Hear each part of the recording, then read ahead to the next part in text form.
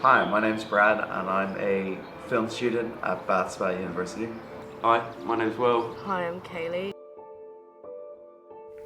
My name's Michael Pitts. I'm a cameraman and producer. I specialise in underwater filming, although I film topside, I film on commercials, I film on sort of main BBC series, but my primary sort of source of work is really underwater. I first got into filmmaking when I was quite young. I used to have this little camera and I'd make like little animations with like Mackie's toys and like bits of Lego and whatever. Even in home videos, there's me 3 years old being like, no, I want to hold the camera, I don't want to be in front of it. So yeah, looking back, I mean the first 2 years I had the camera, and I think for aspiring filmmakers this is one of the obstacles you're going to have, because it's not so much, you know, people can go out and in relatively speaking now, cameras have come right down in price. You could go out and buy a complete red system, top lenses. You know, you're never too old to learn.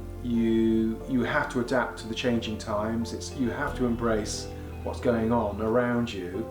Otherwise you just get left behind. What inspires you to be a filmmaker?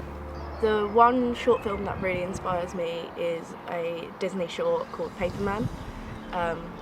It's like, it just feels so magical, and every time I watch it I just feel so inspired, so much so that I got a paper plane tattooed behind my ear. You know, I was a skilled diver, I had that. I love taking images underwater, I love taking movies underwater, shooting Super 8, and I had all these films I'd made, well, short films, and it was the next step on. But now things are slightly different, because then it was like such a small world of filmmakers, and it is still relatively really, certainly on the underwater side. But then it was just a few cameramen that were actually doing what I wanted to do.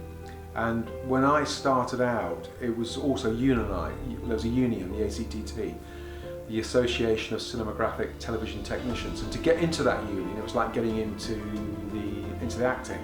It was very, very difficult to get into it. Given that technology has improved significantly and has become more accessible, however the industry is more competitive, does this make it harder or easier to get into the film industry? Both really, because you have an abundance of people that now have access to camera gear, and you know, smartphones have cameras in them nowadays, so everybody is able to be a filmmaker.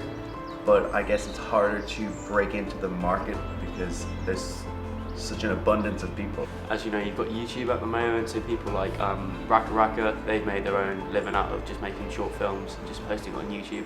And I don't think that has to be so much of a motivation to make money out of it. I think a lot of people do it just for fun. But I definitely do think people, well, it's easier to make films in this day and age. I was once told by a cameraman, Rick Rosenthal, a cameraman, who said to me, he said, "Michael, there are so many talented people out there."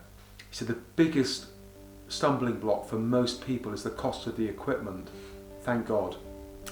A few people are getting more work, a lot more work, and a lot of people are still not getting the work."